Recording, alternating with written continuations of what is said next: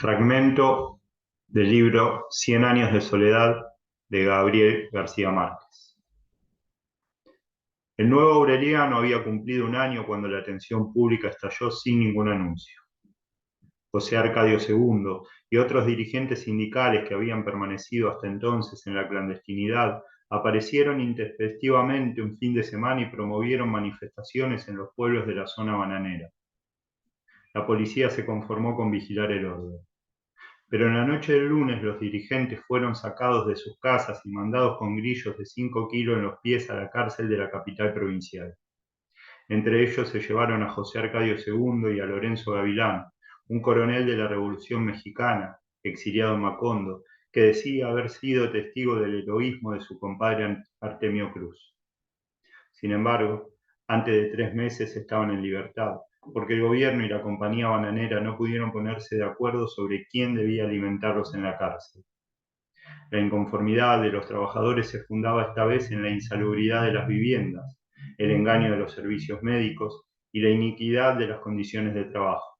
Afirmaban además que no se les pagaba con dinero efectivo, sino con vales que solo servían para comprar jamón de Virginia en los comisariatos de la compañía. José Arcadio II fue encarcelado porque reveló que el sistema de los vales era un recurso de la compañía para financiar sus barcos fruteros, que de no haber sido por la mercancía de los comisariatos, hubieran tenido que regresar vacíos desde Nueva Orleans hasta los puertos de embarque del Banano. Los otros cargos eran del dominio público. Los médicos de la compañía no examinaban a los enfermos, sino que los hacían pararse en fila india frente a los dispensarios, y una enfermera les ponía en la lengua una píldora de color de piedralipe, así tuvieran paludismo, blenorragia o estreñimiento.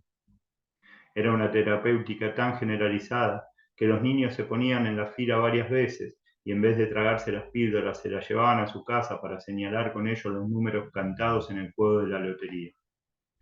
Los obreros de la compañía estaban hacinados en tambos miserables. Los ingenieros, en vez de construir letrinas, llevaban a los campamentos por Navidad un excusado portátil para cada 50 personas y hacían demostraciones públicas de cómo utilizarlos para que duraran más. Los decrépitos abogados vestidos de negro que en otro tiempo asediaron al coronel Aureliano Buendía y que entonces eran apoderados de la compañía bananera, desvirtuaban estos cargos con arbitrios que parecían cosa de magia.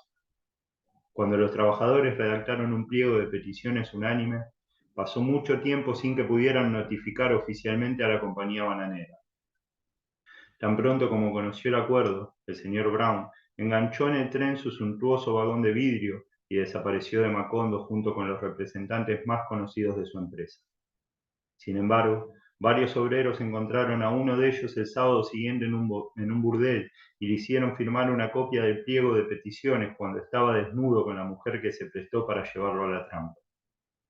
Los luctuosos abogados demostraron en el juzgado que aquel hombre no tenía nada que ver con la compañía, y para que nadie pusiera en duda sus argumentos lo hicieron encarcelar por usurpador. Más tarde, el señor Brown fue sorprendido viajando de incógnito en un vagón de tercera clase y le hicieron firmar otra copia del pliego de peticiones. Al día siguiente compareció ante los jueces con el pelo pintado de negro y hablando un castellano sin tropiezos. Los abogados demostraron que no era el señor Jack Brown, superintendente de la compañía bananera y nacido en Prattville, Alabama, sino un inofensivo vendedor de plantas medicinales, nacido en Macondo, y allí mismo bautizado con el nombre de Dagoberto Fonseca. Poco después, frente a una nueva tentativa de los trabajadores, los abogados exhibieron en lugares públicos el certificado de defunción del señor Brown, autenticado por cónsules y cancilleres, y en el cual se daba fe de que el pasado 9 de junio había sido atropellado en Chicago por un carro de bomberos. Cansados de aquel delirio hermenéutico, los trabajadores repudiaron a las autoridades de Macondo y subieron con sus quejas a los tribunales supremos. Fue allí donde los ilusionistas del derecho demostraron que las reclamaciones carecían de toda validez, simplemente porque la compañía bananera no tenía, ni había tenido nunca ni tendría jamás trabajadores a su servicio, sino que los reclutaba ocasionalmente y con carácter temporal. De modo que se desbarató la patraña del jamón de Virginia, las píldoras milagrosas y los excusados pascuales, y se estableció por fallo de tribunal y se proclamó en bando solemne la inexistencia de los trabajadores. La huelga grande estalló. Los cultivos se quedaron a medias, la fruta se pasó en las cepas y los trenes de 120 vagones se pararon en los ramales. Los obreros ociosos desbordaron los pueblos. La calle de los Turcos reverberó en un sábado de muchos días y en el salón de billares del Hotel de Jacob hubo que establecer turnos de 24 horas. Allí estaba José Arcadio II, el día en que se anunció que el ejército había sido encargado de restablecer el orden público. Aunque no era hombre de presagios, la noticia fue para él como un anuncio de la muerte, que había esperado desde la mañana distante en que el coronel Gerineldo Márquez le permitió ver un fusilamiento.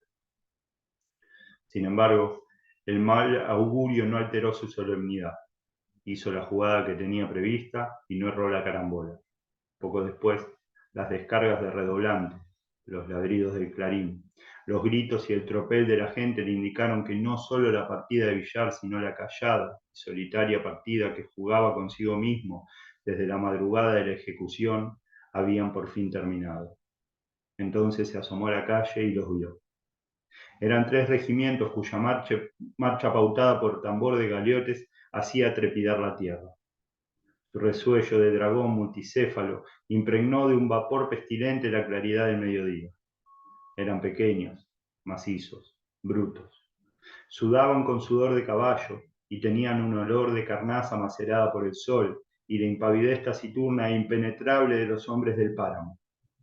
Aunque tardaron más de una hora en pasar, hubiera podido pensarse que eran unas pocas escuadras girando en redondo, porque todos eran idénticos, hijos de la misma madre, y todos soportaban con igual estolidez el peso de los morrales y la cantimplora, y la vergüenza de los fusiles con las bayonetas caladas, y el incordio de la obediencia ciega y el sentido del honor. Úrsula los oyó pasar desde su lecho de tinieblas, y levantó la mano con los dedos en cruz. Santa Sofía de la Piedad existió por un instante, inclinada sobre el mantel bordado que acababa de planchar, y pensó en su hijo, José Arcadio II, que vio pasar sin inmutarse los últimos soldados por la puerta del Hotel de Jacob.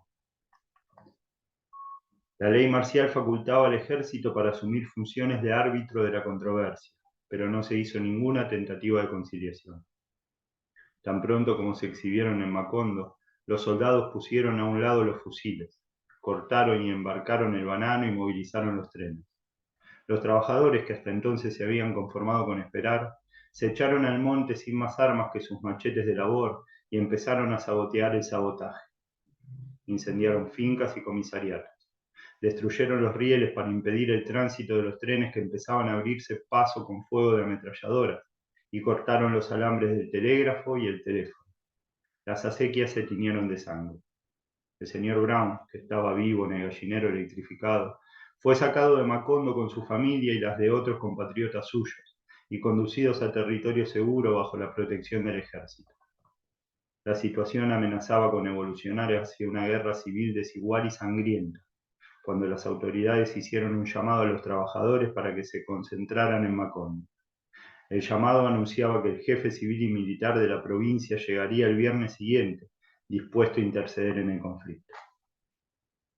José Arcadio II estaba entre la muchedumbre que se concentró en la estación desde la mañana del viernes. Había participado en una reunión de los dirigentes sindicales y había sido comisionado junto con el coronel Gavilán para confundirse con la multitud y orientarla según las circunstancias. No se sentía bien y amasaba una pasta salitrosa en el paladar desde que se advirtió que el ejército había emplazado nidos de ametralladoras alrededor de la plazoleta y que la ciudad alambrada de la compañía bananera estaba protegida con piezas de artillería. Hacia las 12, esperando un tren que no llegaba, más de 3.000 personas, entre trabajadores, mujeres y niños, habían desbordado el espacio descubierto frente a la estación y se apretujaban en las calles adyacentes que el ejército cerró con filas de ametralladores. Aquello parecía entonces, más que una recepción, una feria jubilosa. Habían trasladado los puestos de fritangas y las tiendas de bebidas de la calle de los Turcos, y la gente soportaba con muy buen ánimo el fastidio de la espera y el sol abrasante. Un poco antes de las 3 corrió el rumor de que el tren oficial no llegaría hasta el día siguiente. La muchedumbre cansada exhaló un suspiro de desaliento. Un teniente del ejército se subió entonces en el techo de la estación, donde había 4 nidos de ametralladoras enfiladas hacia la multitud, y se dio un toque de silencio. Al lado de José Arcadio II estaba una mujer descalza, muy gorda, con 2 niños de unos 4 y 7 años. Cargó al menor y le pidió a José Arcadio II, sin conocerlo, que levantara al otro para que oyera mejor lo que iban a decir. José Arcadio II se acaballó al niño en la nuca. Muchos años después, ese niño había de seguir contando, sin que nadie se lo creyera, que había visto al teniente leyendo con una bocina de gramófono el decreto número 4 del jefe civil y militar de la provincia. Estaba firmado por el general Carlos Cortés Vargas y por su secretario, el mayor Enrique García Izaza. Y en 3 artículos de 80 palabras declaraba a los huelguistas cuadrilla de malhechores y facultaba al ejército para matarlos a bala. Leído el decreto en medio de una ensordecedora rechifla de protesta, un capitán sustituyó al teniente en el techo de la estación y con la bocina del gramófono hizo señas de que quería hablar. La muchedumbre volvió a guardar silencio. Señoras y señores, dijo el capitán con una voz baja, lenta, un poco cansada, tienen 5 minutos para retirarse. La rechifla y los gritos redoblados ahogaron el toque de clarín que anunció el principio del plazo. Nadie se movió. Han pasado 5 minutos, dijo el capitán en el mismo tono. 1 minuto más y se hará fuego. José Arcadio II, sudando hielo, se bajó al niño de los hombros y se lo entregó a la mujer. Estos cabrones son capaces de disparar, murmuró ella. José Arcadio Buendía no tuvo tiempo de hablar, porque al instante reconoció la voz ronca del coronel Gavilán haciéndole eco con un grito a las palabras de la mujer. Embriagado por la tensión, por la maravillosa profundidad del silencio y además convencido de que nada haría mover a aquella muchedumbre pasmada por la fascinación de la muerte, José Arcadio II se empinó por encima de las cabezas que tenía enfrente y por primera vez en su vida levantó la voz. ¡Cabrones!, gritó. Les regalamos el minuto que falta. Al final de su grito ocurrió algo que no le produjo espanto, sino una especie de alucinación. El capitán dio la orden de fuego y 14 nidos de ametralladoras le respondieron en el acto, pero todo parecía una farsa. Era como si las ametralladoras hubieran estado cargadas con engañifas de pirotecnia, porque se escuchaba su anhelante tableteo y se veían sus escupitajos incandescentes, pero no se percibía la más leve reacción, ni una voz, ni siquiera un suspiro, entre la muchedumbre compacta que parecía petrificada por una invulnerabilidad instantánea. De pronto, a un lado de la estación, un grito de muerte desgarró el encantamiento. ¡Ay, mi madre! Una fuerza sísmica, un aliento volcánico, un rugido de cataclismo estallaron en el centro de la muchedumbre con una descomunal potencia expansiva. José Arcadio II apenas tuvo tiempo de levantar al niño, mientras la madre con el otro era absorbida por la muchedumbre, centrifugada por el pánico. Muchos años después, el niño había de contar todavía, a pesar de que los vecinos seguían creyéndole un viejo chiflado, que José Arcadio II lo levantó por encima de su cabeza y se dejó arrastrar casi en el aire, como flotando en el terror de la muchedumbre hacia una calle adyacente. La posición privilegiada del niño le permitió ver que en ese momento la masa desbocada empezaba a llegar a la esquina y la fila de ametralladoras abrió fuego. Varias voces gritaron al mismo tiempo: ¡Tírense al suelo! ¡Tírense al suelo! Ya los de las primeras líneas lo habían hecho, barridos por las ráfagas de metralla. Los sobrevivientes, en vez de tirarse al suelo, trataron de volver a la plazoleta y el pánico dio entonces un coletazo de dragón y los mandó en una oleada compacta contra la otra oleada compacta que se movía en sentido contrario, despedida por el otro coletazo de dragón de la calle opuesta, donde también las ametralladoras disparaban sin tregua. Estaban acorralados, girando en un torbellino gigantesco que poco a poco se reducía a un epicentro porque sus bordes iban siendo sistemáticamente recortados en redondo, como pelando una cebolla por las tijeras insaciables y metódicas de la metralla. El niño vio una mujer arrodillada, con los brazos en cruz, en un espacio limpio, misteriosamente vedado a la estampida. Allí lo puso José Arcadio II, en el instante de derrumbarse con la cara bañada en sangre, antes de que el tropel colosal arrasara con el espacio vacío, con la mujer arrodillada, con la luz del alto cielo de sequía y con el puto mundo donde Úrsula Iguarán había vendido tantos animalitos de caramelo. Cuando José Arcadio II despertó estaba boca arriba en las tinieblas. Se dio cuenta de que iba en un tren interminable y silencioso, y de que tenía el cabello apelmazado por la sangre seca y le dolían todos los huesos. Sintió un sueño insoportable. Dispuesto a dormir muchas horas, a salvo del terror y el horror, se acomodó del lado que menos le dolía y solo entonces descubrió que estaba acostado sobre los muertos. No había un espacio libre en el vagón, salvo el corredor central. Debían de haber pasado varias horas después de la masacre, porque los cadáveres tenían la misma temperatura del yeso en otoño y su misma consistencia de espuma petrificada, y quienes lo habían puesto en el vagón tuvieron tiempo de arrumarlos en el orden y el sentido en que se transportaban los racimos de banana.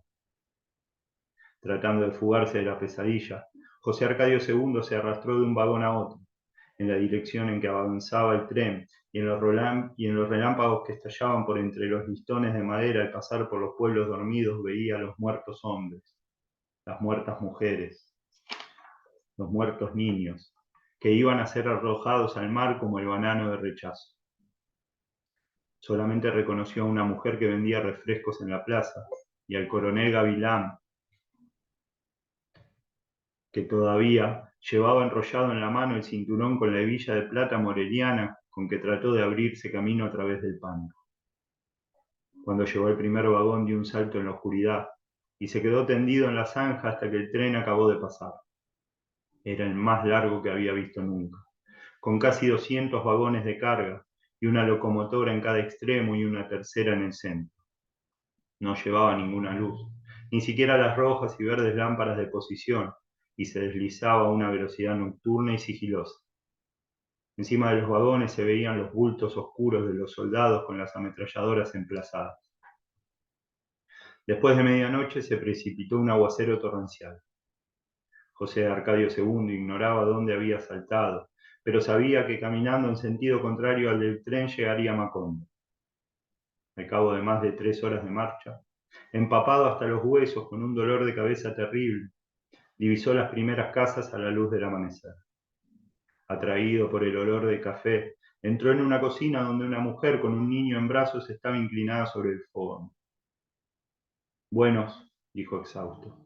Soy José Arcadio II Buendía. Pronunció el nombre completo, letra por letra, para convencerse de que estaba vivo.